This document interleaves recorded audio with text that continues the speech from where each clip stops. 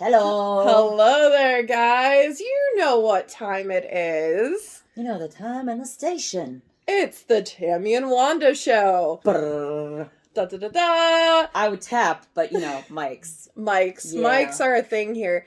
Today, everybody, we have a fun episode for you. Yeah, we do. We're going to talk about poop. We are going to talk about how to wipe your ass correctly. Inspired by The kid. So we're gonna talk about how do you wash your ass? Why don't you let us know? Should April Fools, guys!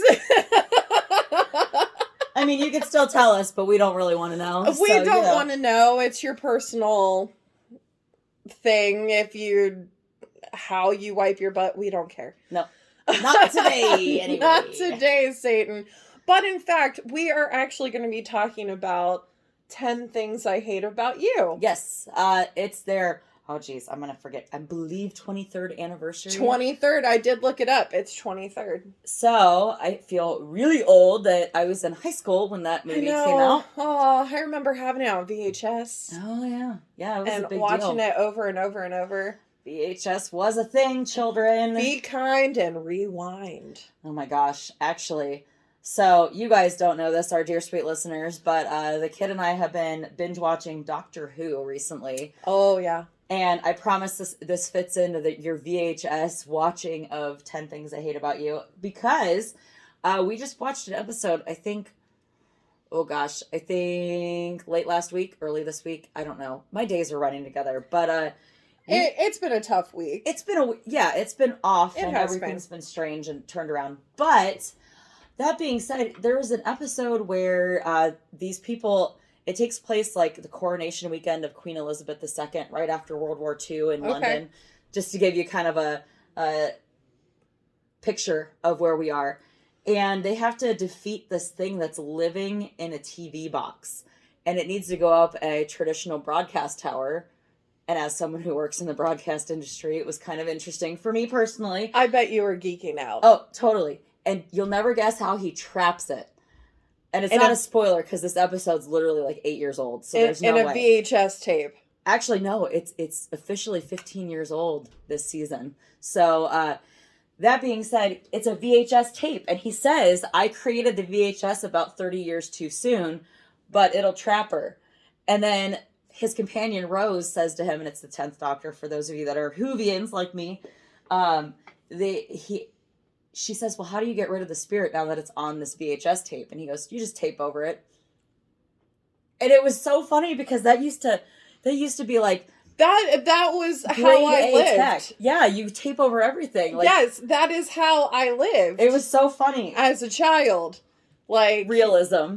Like, you recorded a short mini-series on TV, and then, like, once you were, like, done and over it...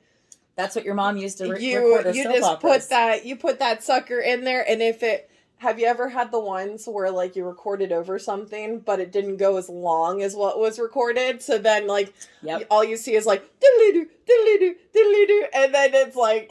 like Wade's World, kind of, in between the two clips. And then you have, like, the old thing, and you're like... What is this? I'm pretty sure, and Mom, you can probably quote me on this. Hi, Mom.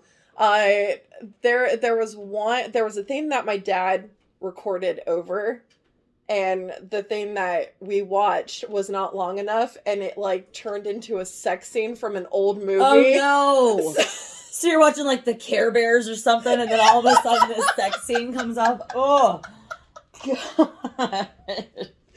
There was some suggestive things that was on that VHS tape that I turned it off. My eyes were like as big as saucers. Like, oh yeah. What were the Care Bears doing to that couple? I don't understand the end of this movie. Oh, it's bestiality for you guys. That's not what little Ashley said down the road said happened in this movie. I'm so confused. Oh man. But yeah, 10 things I hate about you. So, do you know that this is built on a version of a Shakespeare play? Yes, Taming of the Shrew. Taming of the Shrew. So. Taming of the Shrew. Actually, I didn't know that until today. Well, that's fair. Research, guys. They do, if you guys are big fans of this movie like we are, you'll know that Cameron, one of the main characters, he's the one that I think quotes Taming of the Shrew the most within that movie. Where he says, I burn, I pine, I perish, when he first meets Bianca. Yeah. Yeah. Yeah. And that's the line that his character would have said in Taming of the Shrew back in the day. Oh, yeah.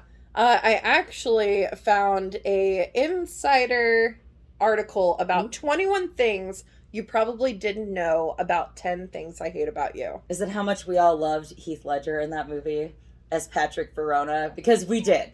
He was the heartthrob, guys. Yeah, he really was. He really was. Growing up, I wanted to go to a party like that and puke my guts out in front of, like, the love of my life. See, but not the love of my life. We've talked enough about your college activities. That doesn't shock me much, but... Yes, but in high school. Like, that's what I kind of wanted for high school. But I carried it on to college. It's a thing, guys. It's okay. I really wanted to go to that paintball place. Yes! They don't have those, where they give you a satchel... And you're in like a painter's outfit and you get to just hit people with paintballs. That looks like so much fun. Somebody figure that out so that we can go do it, please. Well, because paintball guns hurt. We want like the big cushy ones. Yeah, we just want like a water balloon filled with paint. Ooh, that might be the way to go. That is probably the way to go. That's the answer. That's it. I know. You're a genius, Wanda. How dare you? I know. I invented it. Who knew? Who knew? I'm actually, one of the first things that they say is 10 things I hate about you. That was released in 1999. I know. Ouch. Oh, that just burns my soul. Is still delighting audiences 23 years after its release. Oh my gosh. I mean, I can believe that. Yeah, that's something it's ironically timeless. As dated as some of the fashion is in that movie, like the bare midriff, like prom dress. Oh yeah.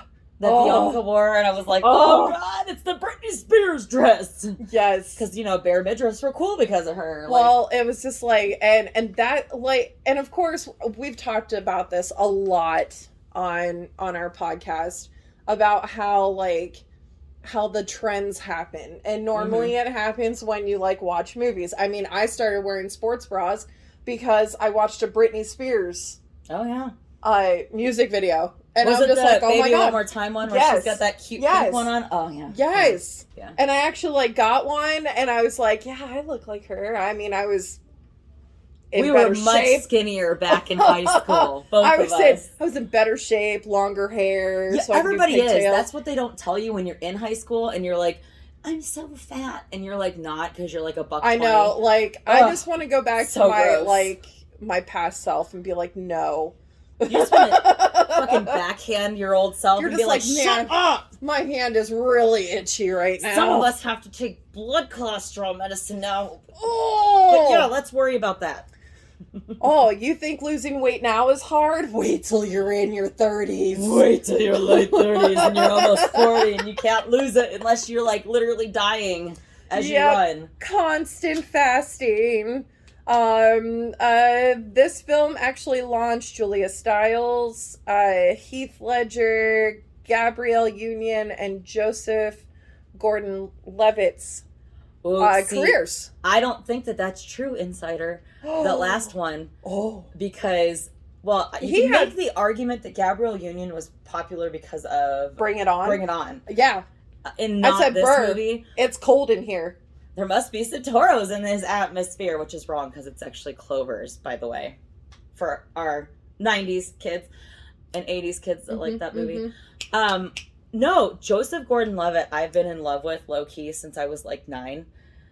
He was my celebrity crush, and he was on Third Rock from the Sun on TV when was like when I first saw him young. Like in this movie, I was like, oh, that's the kid from Third Rock from the Sun. Yes, he was famous for other stuff, Insider. And it's very funny. Like, I don't remember actors' names, like their real names. I only do when they're cute. I know, right? Because like you just obsess over them and you Google all this shit about them.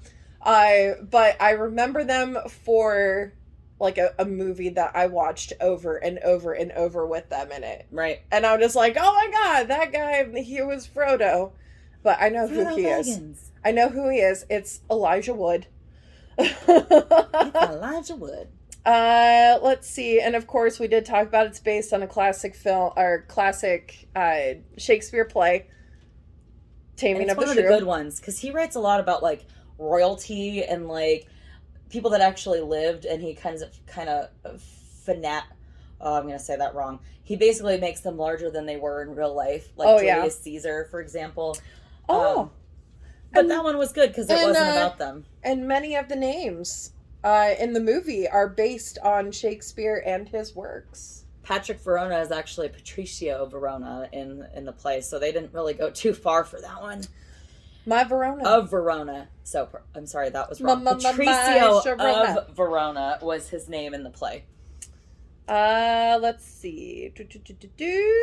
We don't want to talk about Euphoria, but that is a good show, guys. Check it out. Check it out. It's amazing. Have you watched it?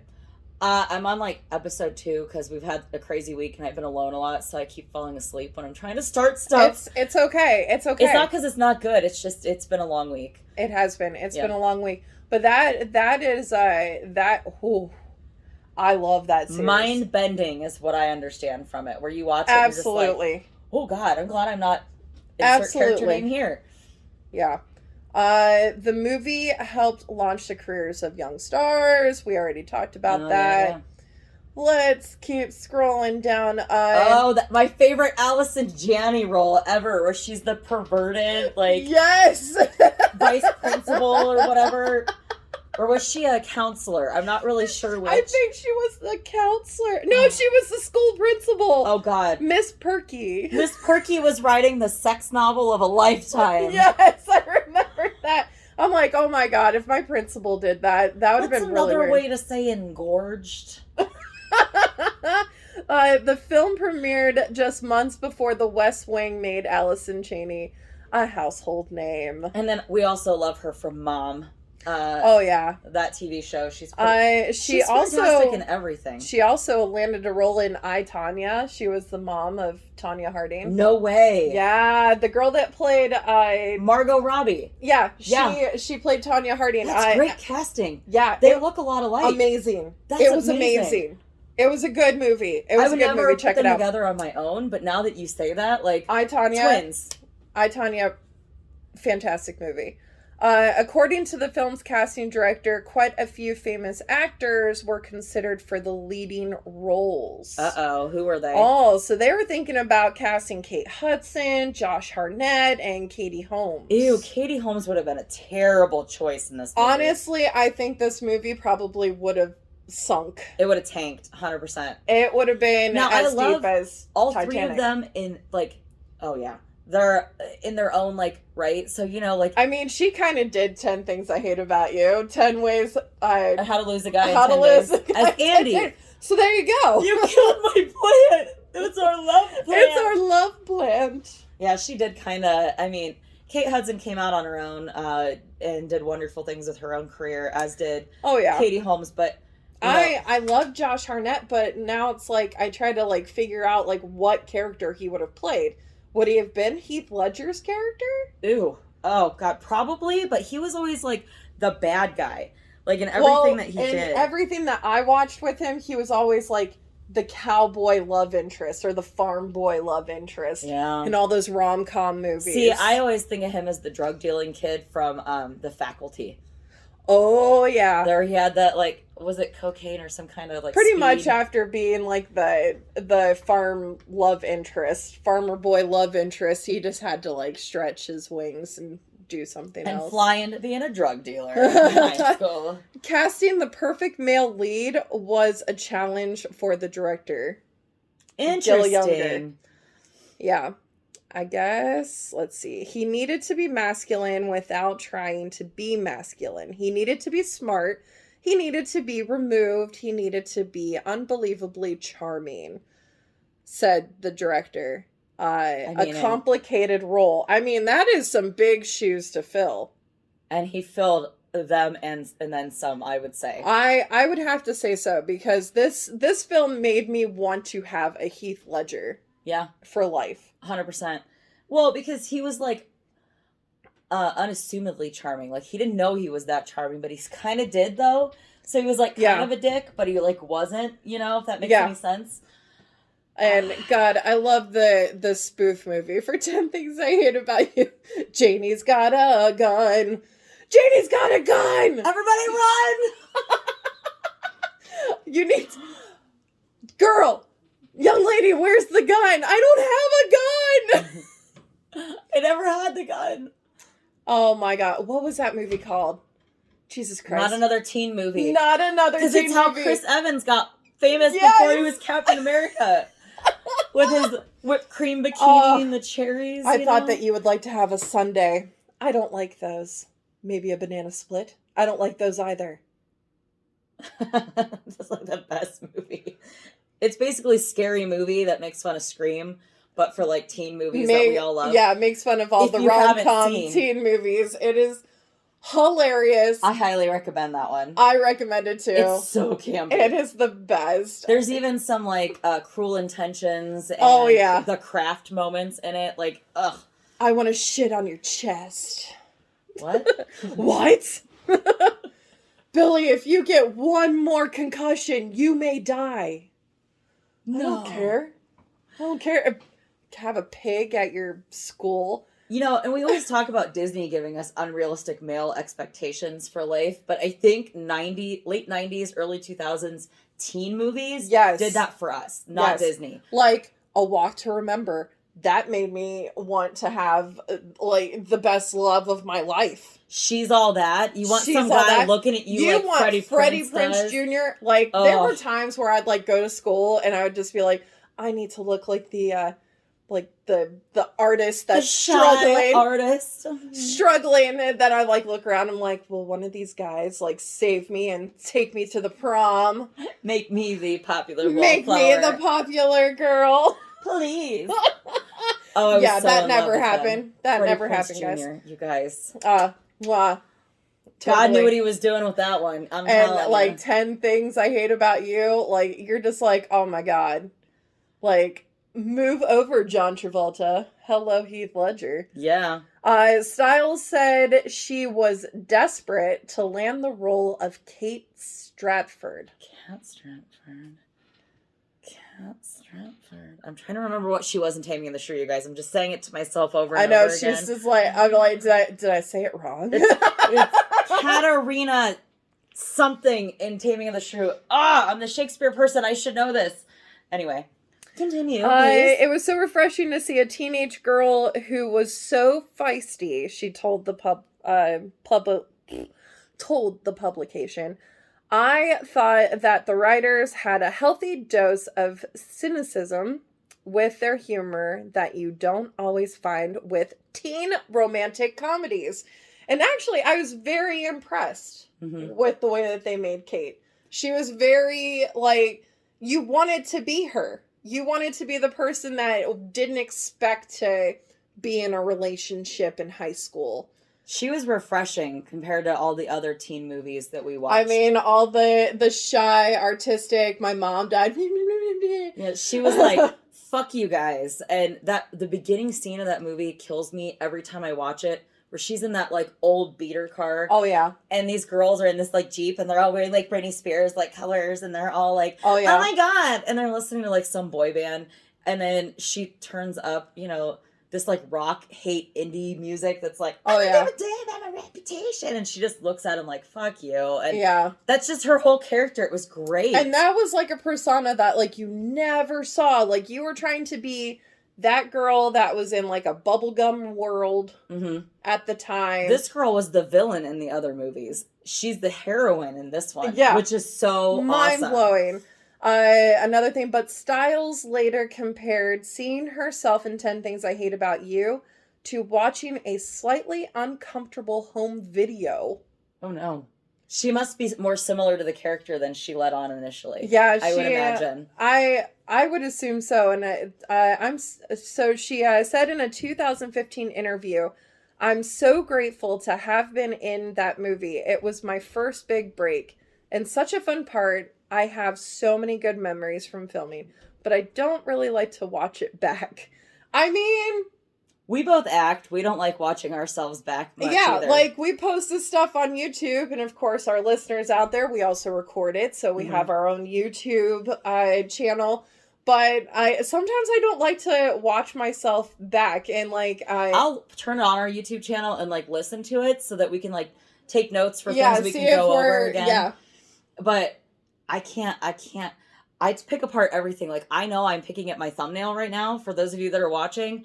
And I know my tell of what I'm doing underneath this table right now, but so you don't. I mean, it's embarrassing. You see, like, the flaws. So it's like, if I was in a movie, per se, and you go for, like, the premiere, I don't even think I would go for the poses and everything, of course, you know, show up for the publicists and everything, and then the media.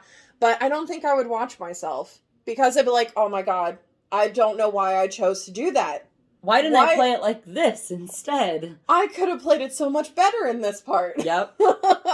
So, you know, you just see yourself just kind of like, why did I look that way? Oh, I have an ugly cry. I bet that's how Tobey Maguire felt. Oh, God, and he's a meme now. And he just looks like, when he's sad, he can't be sad. He's not allowed to be sad because some people are pretty criers. I was actually just watching something because, you know, the Oscars were just recently, and with all of that, we won't get into that today.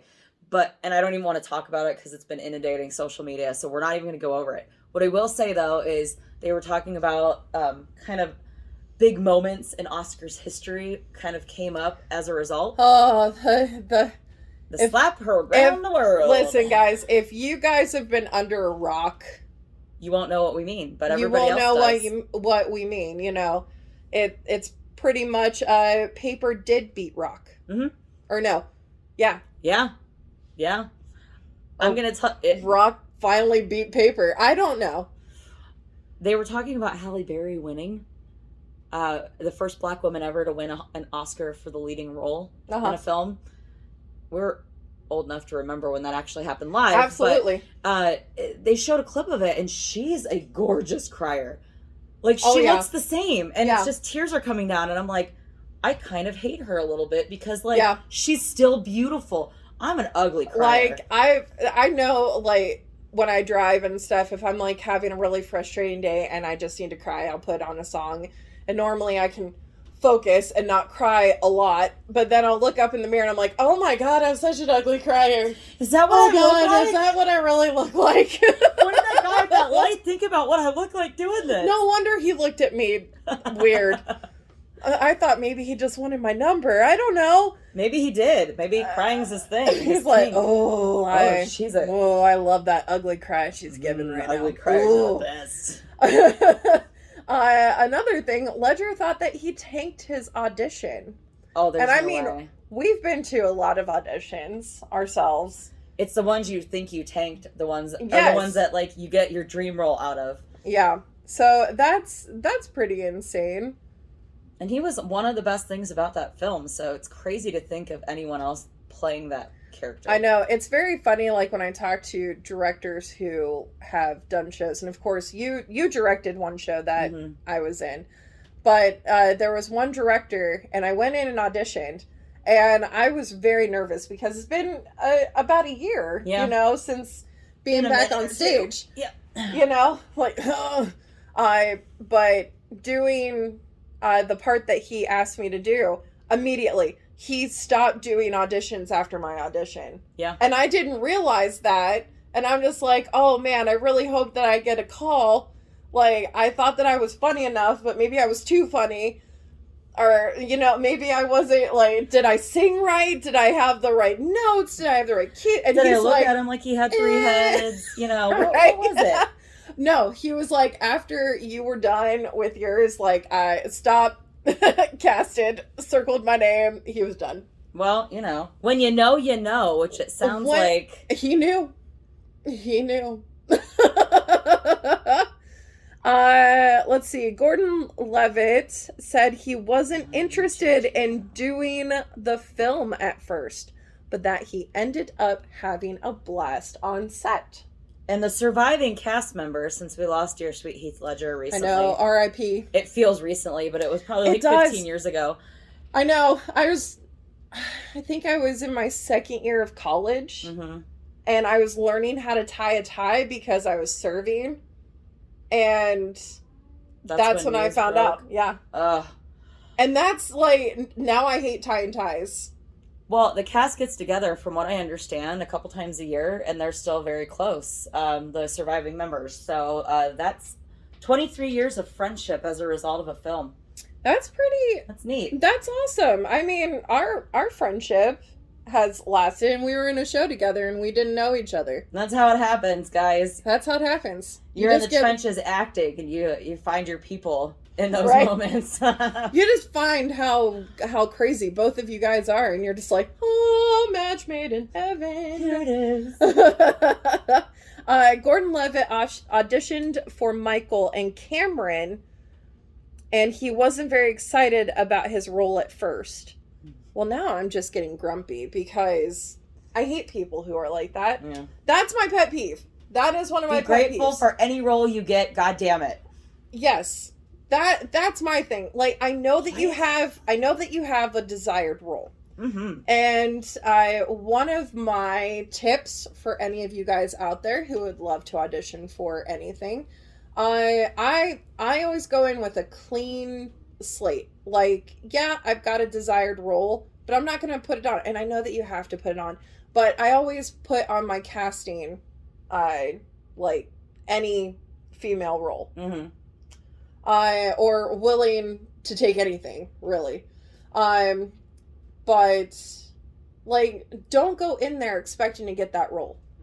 Because you're going to get offered something. And if you are a true thespian, whatever role you're going to get, you are going to make it shine. Yeah. Whether you're an ensemble, whether you're backstage. And that's what you have to do. You have to put 100% in, even if it's not what you wanted. Not always.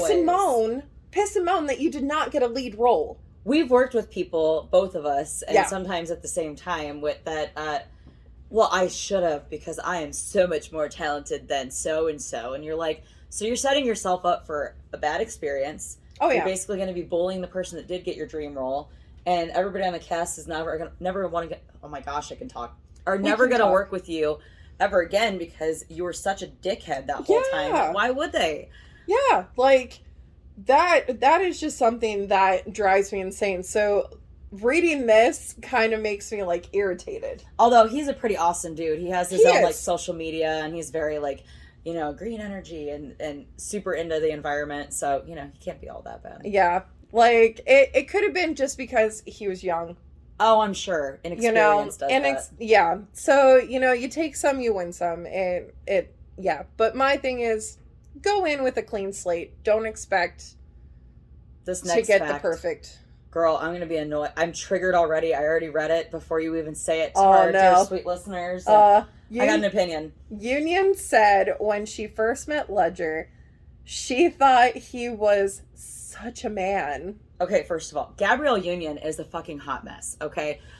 I love watching her on screen. I think she's a fantastic actress, but in person, she's a fucking garbage human that likes to use every excuse in the book for why she didn't get the right role or she didn't get the right whatever. See, we go.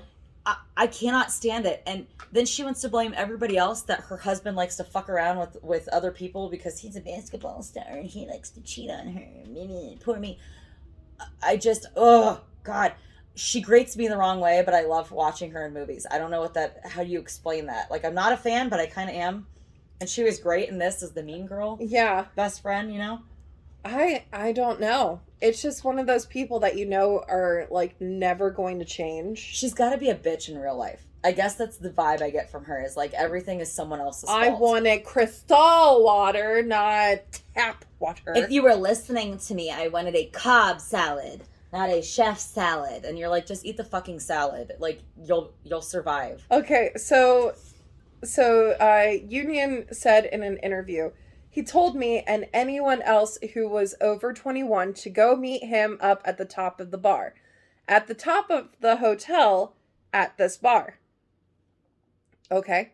She Fine. said, and we walked in and he just got this wild hair. And again, he's 19 and he's got like a dad drink. And he gets up and he was just such a man and such a gentleman. I mean, I believe that story. I can believe that. It sounds like that fits into his persona of, you know, he might even have been trying to get into character. Yeah. Because he's kind of like the big brother to some of those characters. Yeah, he definitely is. And I think he's like one of those method actors who just like jumps right in.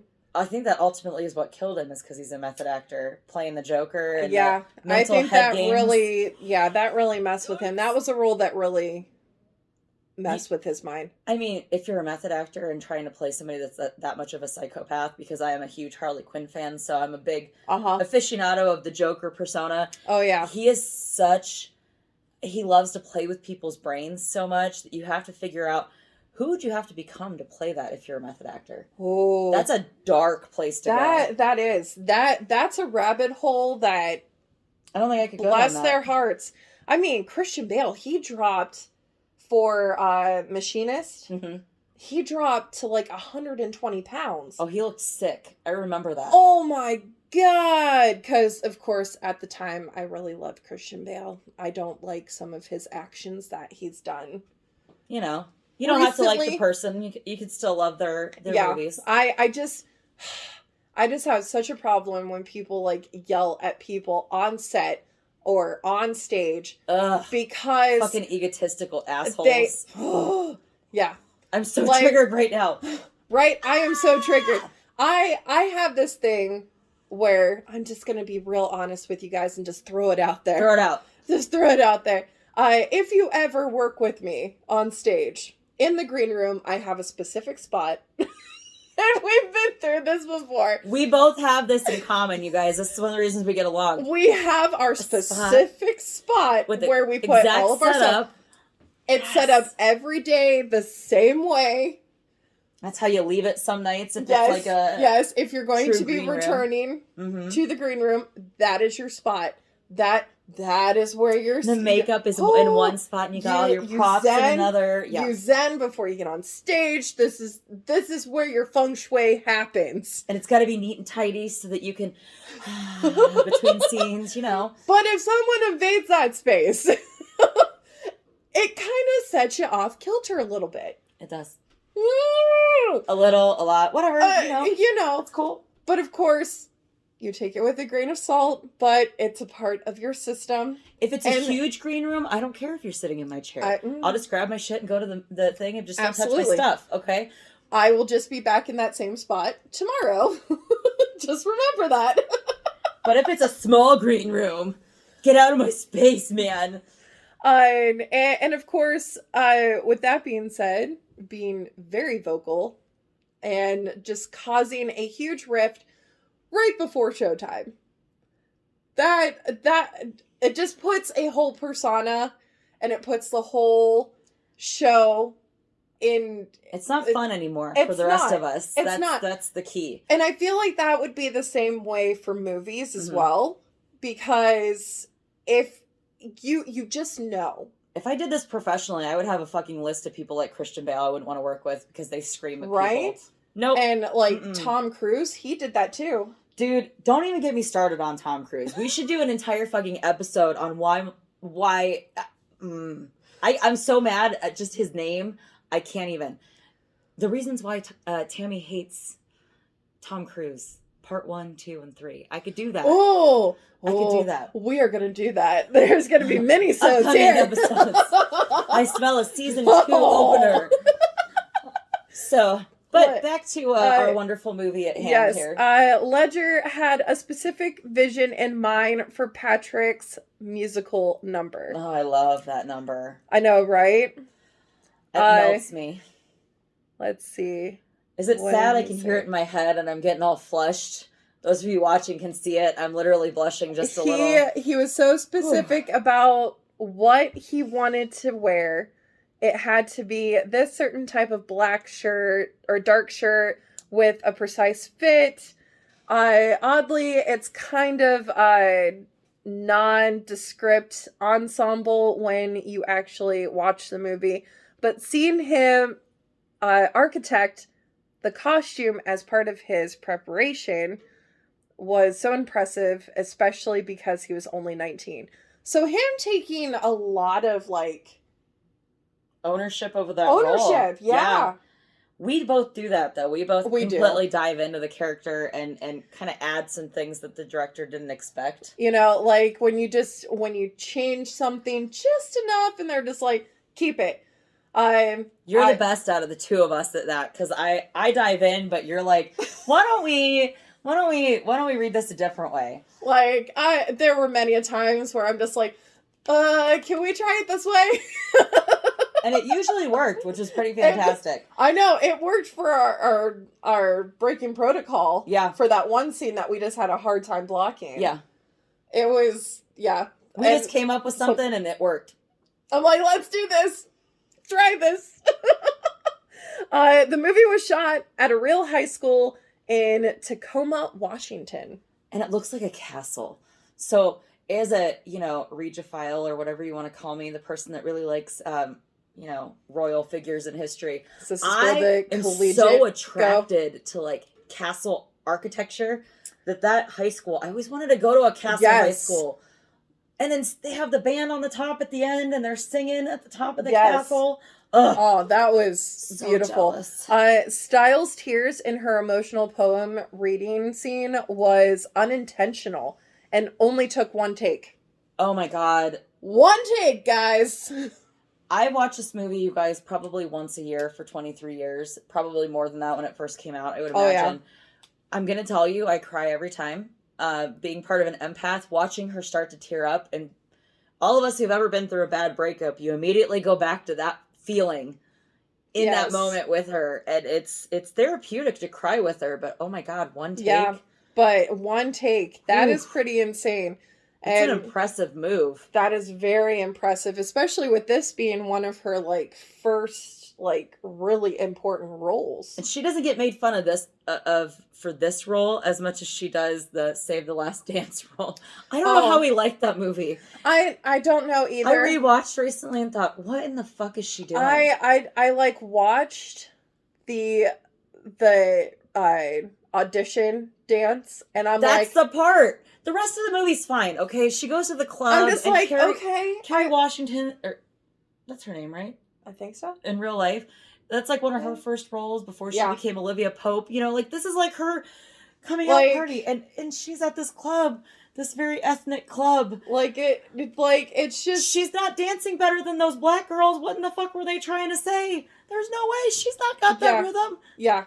Girl. But it...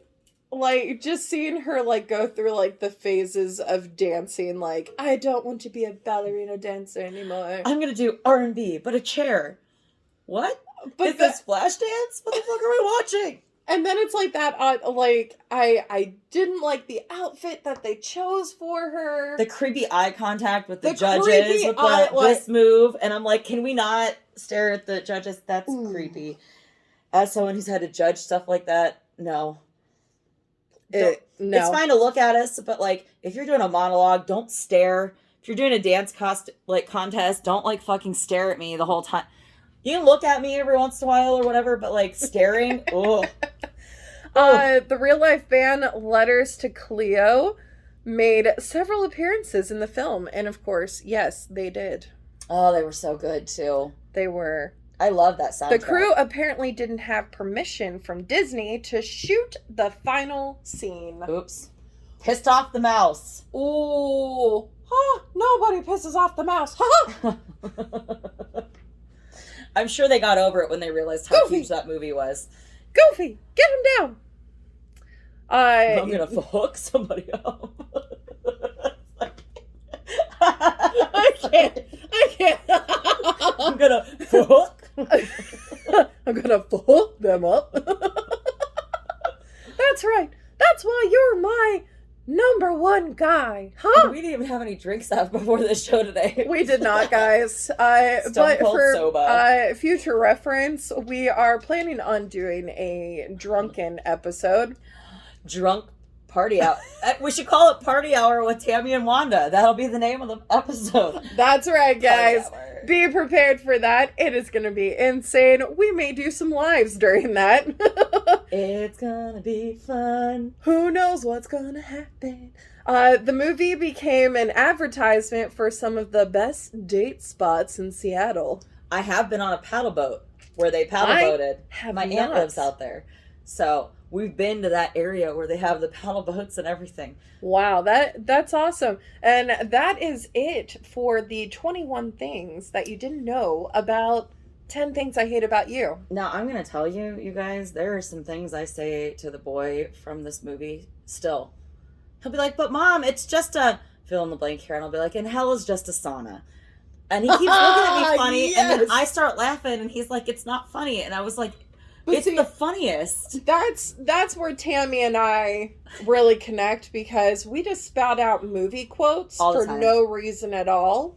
And it kind of confuses people. Especially when you're like at work and you look at a user who's way older than you and you say, I'm down, I got the 411, and you are not going out and getting jiggy with some guy. I don't care how dope his ride is. And they go, what? Because they're like telling you about going on a date or something, and they're like, what? And I'm like, I'm just being protective. Is the guy good for you? Or the younger, anybody that's not like our age is like, what in the fuck are you talking about? It's the dad. He's overprotective. Oh my God. Yeah. It's just a dance, Daddy, and hell is just a sauna. I know. I really enjoy quoting Archer, the secretary.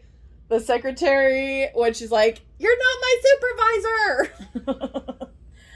I love any quote that makes me laugh initially. Like, and this is a really random one, but every time I watch this movie, I belly laugh and nobody else laughs because no one else thinks it's funny. I don't know why.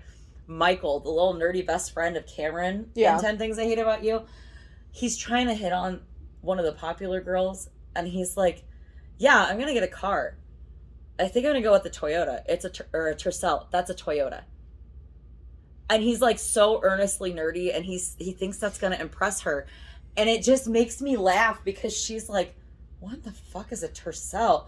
And just walks away from him, and he's like, and goes and gets a Drake. It's just, every nerdy guy has been in that situation. I just want to say I was probably that person. That walked away? No, I'm like that guy that I would be Michael. I would just be like, I'm going to get a scooter. I'm going to tell you though, out of the 3 male leads in this film, Michael is the romantic one.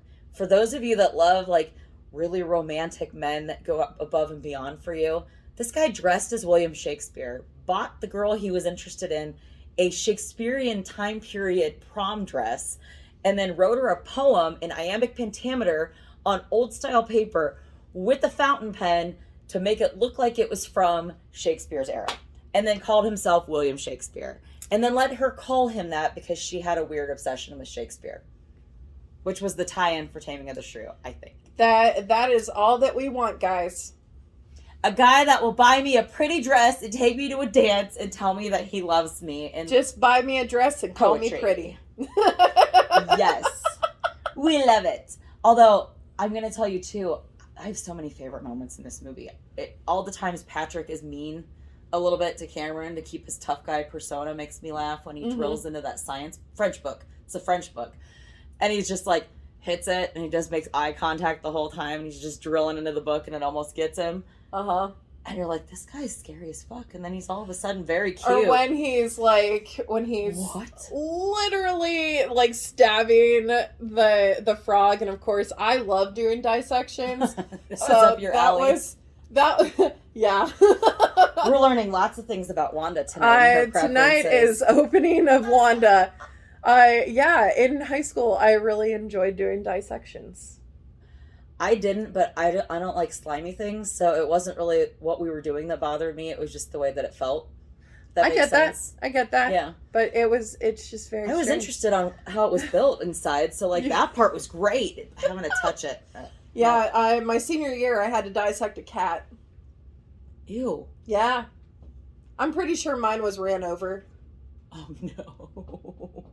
A little flatter than everybody else's. Well, there was some things that were just a little bit different. One of these things is not like the others. You compare it and you're like, yours doesn't have road tread on it.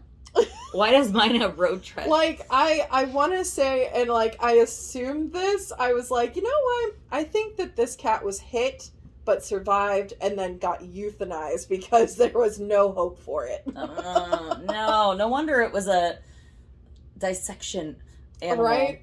Oh, like, just the memories. Which, at least they're not killing cats just to be dissected. That makes me feel better. No, which is nice. Yeah. Like, at least we didn't have to euthanize a cat. Well, cadaver humans are like that, too, that people learn I know. on, you know. I got to see one of those, too. That was fun. Dead people freak me out. We're not going there today. No, that's a different podcast. Tammy is triggered by dead bodies, so we're just, we're going to jump over that. So, we're going to jump that hurdle. Probably the penultimate part of that whole film. Musically, they cue it up really good. Musically, they did amazing for that movie. It cues up, I cannot remember for the life of me the name of the song, but When Angels Fall or something, and it's like really slow, and she was like, you did this on a bet, and she really actually had feelings for him. And oh yeah, when she runs out, and then Bianca... Didn't he confess, or did she find out? A little bit of both. Okay. He confirmed it, but I think she figured it out. That's what it was. I have to watch it now. I have to go home and watch it. Bianca, it goes, you brought... Because she went with Cameron and not the rich Joey, douche That's canoe. right. And so she's See, it's always the douche canoes that, start the fire. And he said, I didn't pay you to take out Kat to burr, or whatever. And she was like, what? And, that's where chaos ensues. But watching Bianca punch that douchebag right in the face. That was and she amazing. Screams. She hits him 3 times. If those that haven't seen it, number one, go see it. But this is for punching my date. This is for my sister. And this one, she kicks him right in the nards and goes, this one's for me. And he's like, in a ball. And then she runs after her sister with Patrick Verona. And she just looks at him like, I'm really sorry. I didn't mean to blow that for you. And kind of grabs his arm like, I don't know what to do either, but I'll help you figure it out. Yeah. She helps him woo Katarina back woo her sister. Back to love. Oh, man. Yeah, it's just one of those, your teenage feels are just all in it. Oh, yeah. You're in it to win it. I wish I could have punched Joey in the nards. Me too. But of course, we all know how this all goes. Everything starts with a bet from a douche canoe. She's all that, too. It's literally the exact same plot. Literally. I'm going to pay you to take out this girl and see if you'll make her pretty or tolerable or whatever the reason. Because I don't think you have it in you. And then she finds out and she's so hurt. I'm hurt. And we have to, she cries for days. They have, the sad song that all the girls have to listen to after they've seen I'm looking it up and posting it after we get done. I'm telling you. I'm going to find it. And yeah, and you just see them just sitting by their window, rain falling, just sad with the world. Just oh. Did you make anybody cry today, Wanda? No, but sadly it's only 4:30. Oh, I still got time. There's time left in the day. I think we'll go make There's time to make some people uncomfortably sad. And I'm going to say something controversial because I'm going to ask you the same question here. The dad is my favorite character. I agree. Really? I agree. He's got all these crazy ass things he says that he's the comedic relief the whole film. He is that one, if I was this parent, that would be me. Well, 2 girls, dead wife. Yeah. Or did she run away? I think she left. She left them. That's what it was. Yeah, she left him. That's why, Kat was... And he's, so fucked up, and then she's so hardened, yeah. She would, Mom left. Just so hardened, and, tries to give Bianca, that life still. Yeah, she tries to cushion a lot of life's blows, a mother would. And of course, a lot of us have felt that way. Mm-hmm. Like a parent who's left is trying to cushion that not wanting their younger sibling to feel sad. Overprotective because your older sibling is the one that keeps messing up. I kind of lived that. I was Bianca in my household. Neither of my parents left, but I had the fuck up popular older sibling. I was like a mixture. I acted like Bianca, but I was very much like Kat. I was the sensitive younger sister that was overprotected because the older one messed up a lot. You know, it resonated very much with me as a teenager. But I think I'm more well adjusted too as a result of being overprotective and then breaking out of that shell as an adult. Yeah. You know, which happens to all of us. Thanks, Mom and Dad. I love you. We love you guys. So wrapping up, I need to know, which one would you have dated back then and then now? Because the answer is different. Yes, it is different. Teenage you versus now. Teenage me would have dated Levitt. Gordon-Levitt. Yeah. Cameron's character. Oh, yeah. All the way. Like a sweet, nerdy guy. Yeah. Mm. I would. Now, it probably would have been Heath Ledger. Like, it would have been Patrick. Mm-hmm. Just because back then, like, nerdy was like the fall, like the, you know, like that was someone that you could date. Yeah.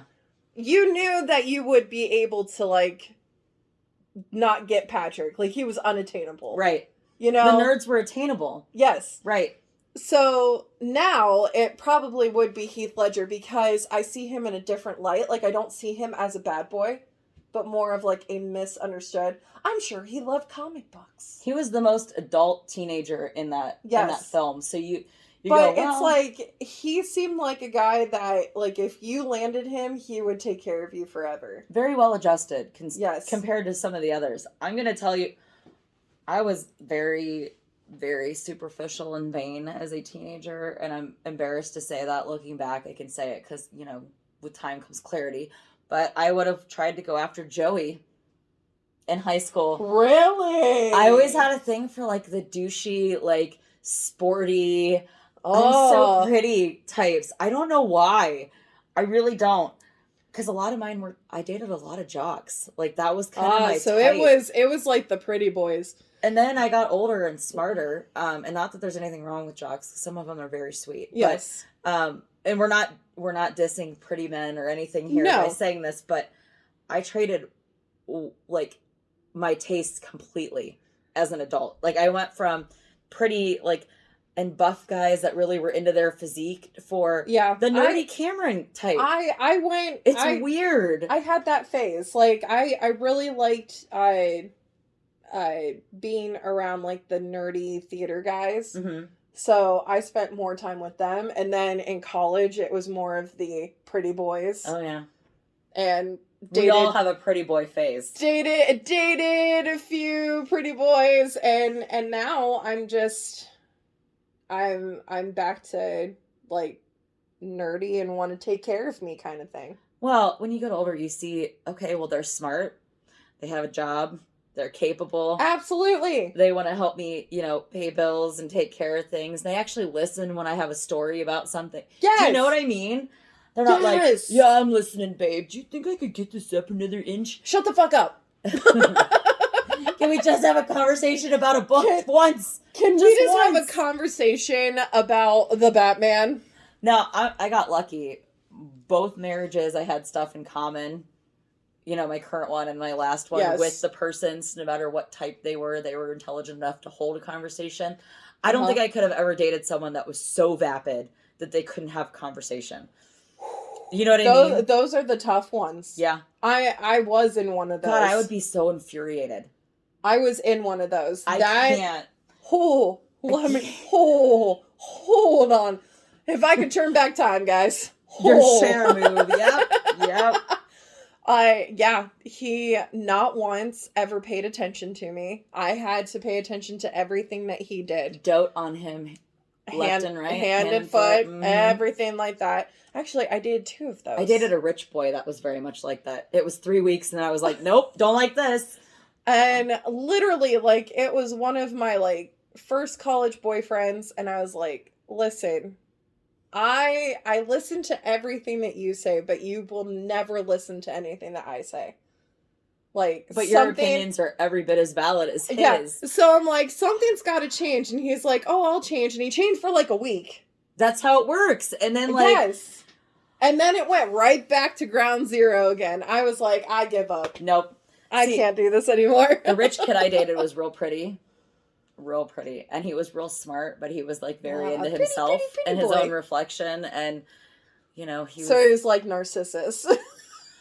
I don't think he's like that now, because, like, you know... Then he was Narcissus. But we're all a little vain when we're teenagers, because we're pretty, and we don't think we're going to get fat, and then we do, because it's just life. Right? You like, know? the world is just your oyster. And you go, wow, I would never have dated him as an adult. You know, my mom, like, since she still lives in her hometown, and she works at the doctor's office in her hometown... Oh, yeah. She sees everybody that she went to high school with, and she's like, oh my God, this guy, I really liked him. He was a jock. Now he's, like, unemployed. He has 3 kids that he has to send child support to. She's like, what was I thinking? I'm going to tell you, my parents also live in the same town that, well, my dad moved from Shreve to Worcester, so big city living. Big. But they still see people they went to high school with, and I was like, so you literally see everybody you dated before at the store as an adult with your husband. Isn't that insane? No, I'm gonna move pleasantly far enough away I can still visit all the time, but like, it's a new city moved away from my hometown. I haven't even been in my hometown in a long time. But you know what's ironic? I say that, and then I'm hearing the words come out, and I'm going, but I came here. And now, one of my best friends is my kid's stepmom. So you talk about not wanting to run into exes, right? But then, like, she's awesome, and we stan stepmama because she's fucking rad. But like, yeah, it's so weird. Life's weird. Life is weird, and if you could imagine all of these rom-coms and all of these kids who probably stayed in their hometown, like, could you just imagine it? Like, they need to do like a Now and Then. Not to be confused with the movie Now and Then. Yes, that was a really good one too, and that really, like, that hit me to a core as I got older. Yeah, with that, because I'm like, oh my God. But it resonated in a way that seeing them now would also. Yes. The idea of, oh, what was I like then, and what am I like now? And... Right. So it's almost like they need to make like an after, like, for like She's All That. Yes. She's back. Did Lainey and the jock guy have babies, or did that end up not working out? Yeah, and she dated. I just have a lot of questions. Like, I just want to know: did they all move away? Did they? You know, these are things that just pop into my head. Do the jocks that had the bet, are they still friends 20 years later as a result of that fight? Like, what's happening there? Did they stick with their cheerleading girlfriends? Or and if they did, they're like bald and like at the bar every night and unhappy. And like the moms are like alcoholics, and they're like, sweetie, it's fine. I'm just gonna have one more mommy's juice. Don't drink mommy's juice. Don't drink mommy's juice. It's not good for you. You've got a baby in a bar. Sweet Home Alabama is a good reflection piece too, by the way. That is a good reflection piece. The ones that they do, like, the ones that came after, after all, like, the teen rom-coms, we get all the ones that, like, show what happened to everybody after.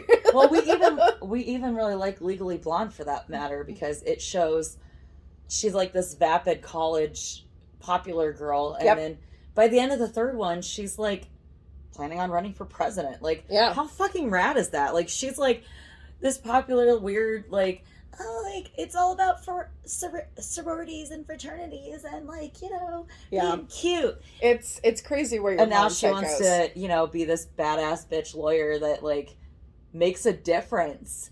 And we got some closure with Elle Woods that we didn't get with some of these other characters. I know. I need closure, guys. I need closure. Where would Katarina Stratford be today? Yeah. Would she still be with Patrick? Or was that just a... I think they're solid. I don't think that Bianca and Cameron would still be together. I don't think so either. That was a vapid relationship. I would think that she would, like, eventually find herself and just be like, I don't want to be with you. Like, he was sweet, and I think she dated him because, like, he was nicer than Joey, but he was also convenient. Yeah. Like, I feel like she, like, would have hit, like, a grown-up stage and, like, I don't... They would have went their separate ways and kind of not been able to stand each other, I think, eventually. Yeah. Although Michael and the Katerina's best friend would be... Uh-huh. That's the most solid of the three couples we leave with. Oh, yeah. Oh, yeah. Unless she eventually has delusions that Shakespeare comes to her and it's not really him, and then she just goes into a psych ward. That could be a potential ending. A shroom-induced coma. Woo! Where she just thought that Shakespeare was there. Well, let us know on our socials what you guys think happened to the three couples, or Gabrielle Union's character. Whatever. If you guys ever think that way too, like you just need closure for some of your favorite characters. Who are they? What movies are they from? Why does it bother you that character never grew much in the movie? Where would they be now? Tell us. We're curious. We're listening. We're listening. We're always listening, Mike. We're here. We're here. Always watching. Until next time, my dear sweet lovies. Bye-bye.